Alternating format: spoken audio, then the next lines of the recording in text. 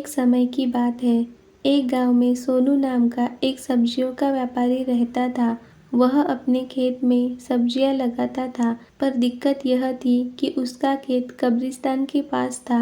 गांव में खबर थी कि एक चुड़ैल, जिसके लंबे काले बाल और आंखें लाल थीं, रोज रात को अपने कब्र से निकलकर भटकती रहती थी। सोनू गांव वालों को कहता है कि कभी कभी तो मुझे भी सब्जियां तोड़ने में डर लगता है। और इस तरह सोनू रोज सुबह सुबह सब्जियां तोड़ता और पूरे गांव में बेचता, और इस तरह वह अपनी जिंदगी का गुजर बसर करता था। और फिर एक दिन सोनू कहता है, अरे यार, मैं तो भूल ही गया कि आज मुझको सब्जियों के नए बीज लाने थे। फिर सोनू बाजार चला जाता है और वापस आते आते शाम हो जाती है। और सोनू कहता है, अरे यार, आते आते तो शाम हो गई। और वे कहते हैं कि मैं जल्दी जल्दी सब्जियों के बीज खेत में डाल देता हूँ। फिर सोनू खेतों में बीज डालने लगता है और समय का पता नहीं चलता कि कब रात हो जाती है। तभी कब्रिस्तान से भयंकर भयंकर आवाजें आने लगती है, मानो कब्रिस्तान में कोई भूतिया चुड़ैल हो।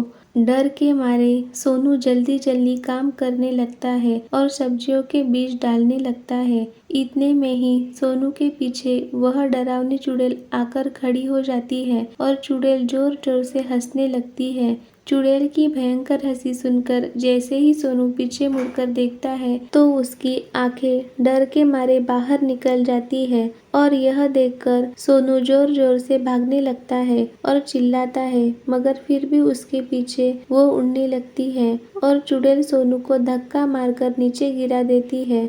और फिर वह चुड़ैल सोनू की एक टांग पकड़कर उसे खींचकर कब्रिस्तान की ओर ले जाने लगती है। सोनू डर के मारे चिल्लाने लगता है, कोई तो मुझे बचाओ, नहीं तो आज मैं बिना कारण कहीं मर जाऊंगा। और इस काली घनी रात में खेतों में कोई भी सोनू की आवाज नहीं सुनता और चुड़ैल सोनू को कब्र के अंदर ले जाती है। वहां पर पहले ही बहुत सारी लाशें थी। वहीं दूसरी ओर सोनू के देर रात घर न आने पर उसका पड़ोसी सोचता है, इतनी देर कैसे लगी आज सोनू को घर में आने में, और सोचता है कि जरूर सोनू किसी मुसीबत में है।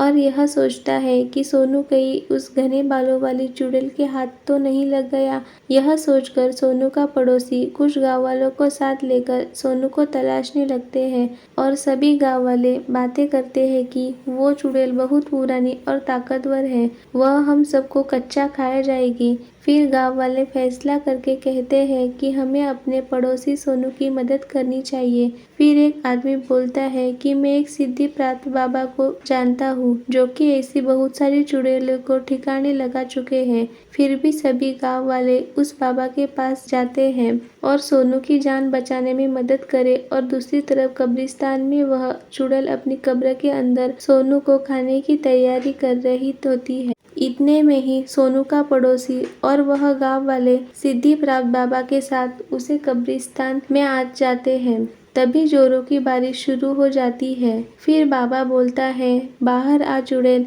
इन मासूओं पर अपनी शक्ति क्या दिखाती है, अगर हिम्मत है तो मेरा मुकाबला कर। चुड़ैल आवाज सुनकर अपनी कब्र से बाहर आती है और देखती है कि वहां पर कुछ गांव वाले और उनके साथ बाबा होते हैं। चुड़ैल हंसकर बोलती है, आओ, तुम सबको यहाँ पर अपनी मौत खींच कर लाई है। फिर वह चुड़ैल उन गांव वालों और बाबा पर हमला करने के लिए आगे बढ़ती है। तभी मौका देखकर सोनू का पड़ोसी उस चुड़ैल की कब्र में घुस जाता है और सोनू को सही सलामत देखता है। यह देखकर सोनू बहुत खुश होता है और अपने पड़ोसी का धन्यवाद करता है। फिर सोनू और उसका पड़ोसी उस कब्र से बाहर निकल आते हैं और दूसरी तरफ उस चुड़ैल और बाबा की लड़ाई हो रही होती है। इससे पहले वह चुड़ैल अपनी पूरी शक्तियों का प्रयोग करके इससे पहले ही सिद्धि प्राप्त बाबा ने अपने मंत्र मारकर उस चुड़ैल को वहीं पर मिट्टी का पुतला बना दिया। और यह नजारा देखकर सभी गांव वाले बाबा की जय जयकार करने लगते हैं।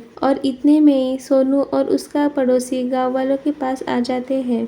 इस कहानी में हमें पता चलता है कि बुराई कितनी भी ताकतवर हो, अंत ईश्वर की शक्ति के सामने वह कुछ नहीं है। हमेशा बुराई का अंत होता है।